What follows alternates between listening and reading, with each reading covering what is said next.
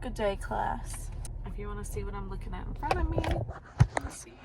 I'm pretty gorgeous. Today, I want to talk about, I'm gonna lay a timeline out for everybody. I'm gonna make a timeline about remote viewing. The things that I'm gonna bring up make it real new news because most people aren't aware of the technologies that exist, and that's where I come in. Stargate. Between 1978 and 1995, a small group of scientists working in a makeshift lab tucked away on a U.S. military base, they accomplished something that was believed to be impossible at the time. From their small, leaky laboratory at Fort Meade, Maryland, using simple techniques, the researchers were exploring a sophisticated and a mysterious new frontier. But their frontier wasn't located at the edges of the galaxy or hidden deep inside the quantum atom. The realm they were exploring was an inner frontier, an advanced state of consciousness that had a Star Trek-like potential for gathering information during the Cold War years. They wanted to discover how the state of consciousness can actually be a conduit to other locations in the physical world, remote locations that they could actually see and hear and smell and even touch without ever leaving the laboratory. Well, the technique they were exploring is called remote viewing, and the name given to the project at the time that tells the whole story. It was called Project Stargate, and it was a military attempt to explore the deepest realms of human potential for military applications during the Cold War years. The idea was simply this, that valuable and potentially life-saving information could be gathered from the field around us without risking the lives of men and women with boots physically on the ground going to these remote locations. The key here is that the projects at Fort Meade and remote viewing sessions in general, these things can only be possible because the matrix exists. It provides something for the consciousness of the viewer to travel through. Well, Project Stargate officially ended in 1995, and it's recently been declassified. So we now have access to the results that were produced during those early sessions at Fort Meade. And I'd like to use some of those results, as well as others, to give you just an example of how real this matrix is and how deeply it underlies our physical reality. There's plenty of information. This is public knowledge since 1995. Before that, in 1994, there was also a movie called Stargate released, and that was it was a military sci-fi movie about wormholes and multiplanetary interdimensional travel, planetary travel. So this is where fiction meets nonfiction, because also prior to 1995, we had the AI world as far as video games and such, and computers and everything. This was when all of these things were really being created. And prior to 1995, it was mostly just, starting to become popular. These games were just being invented, and the idea of virtual reality was really just starting to be introduced in the mid-90s. If you have paid attention recently, earlier this year, that's 2025, Donald Trump has named one of the operations that has to do with AI, Operation Stargate. And this comes full circle because for years now, I've been trying to get people to understand how our body is the most miraculous piece of technology that exists. And so when you think of AI and all these other robotic technologies that are making their way to the public, the general public, we have to fully understand where they come from. And so everything in this world is just another manifestation of something within. So, for example, the the camera is a good reminder of how the eyes work. And,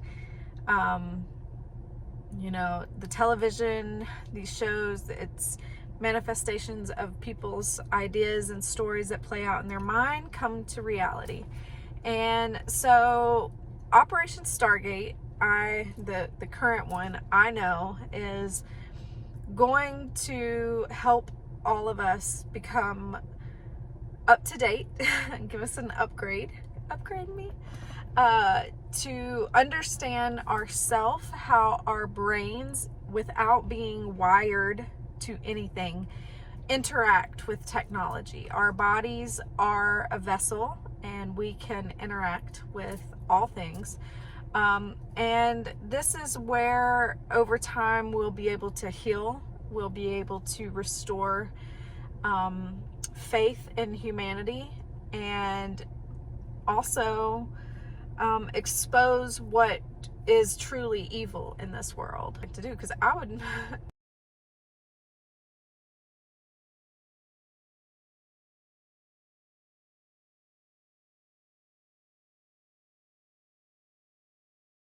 much rather just talk to someone up close and personal, and not just sit here and talk to a camera while people walk by. That's so weird to me. That's so strange. That's where it's like, oh, I don't like this.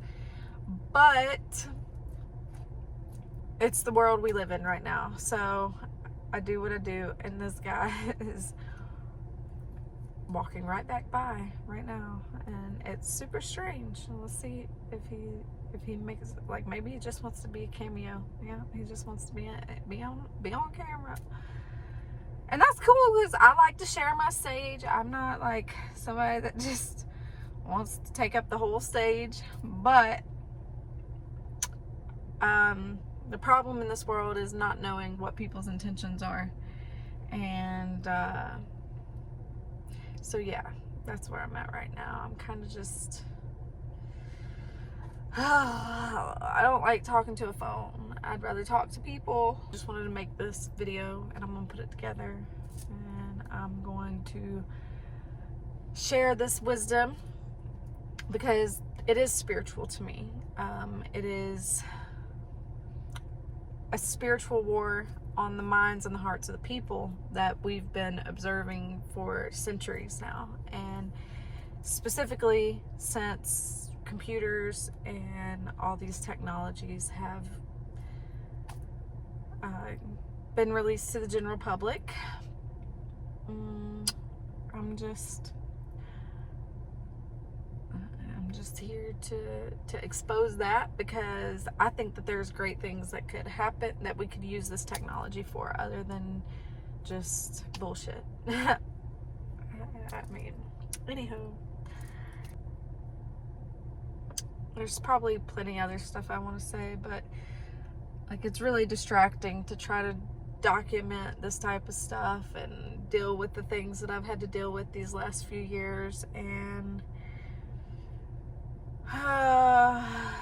like, I do what I can. I gotta do what I can do. But I don't like filming like this. I don't like filming like this. So my eyes have been being used to teach people about remote viewing, and how it's not only a very real thing, and that the psychic phenomenon is real, that quantum entanglement is what it's all about. This is from Oracle's financial analysis meeting. Everyone would see it. Your body cams will be transmitting that. The police will be on their best behavior because we're constantly recording everything that's going on. Citizens will be on their best behavior because we're constantly recording and reporting everything that's going on. Ellison's vision is for AI to analyze data from this network of cameras in real time in an attempt to prevent crime, while also tracking and influencing public behavior for a safer society. We're going to have supervision, in other words, at all times. Ellison seems to have this vision of constant surveillance all the time, police being on their best behavior, citizens being on their best behavior, because they know they're always being watched, and AI is constantly analyzing all of these cameras and what is happening out in the real world. You know what that would require? A mega massive data center. Now, I know what I know, and I know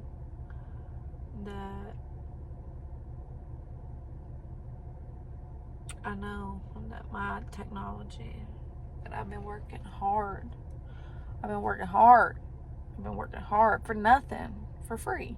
I don't make money on it. I don't make money. I mean, I make money, but I don't make money. You know what I mean? Does that make sense? Does that make sense? Or does it make dollars? It makes cheddar dough.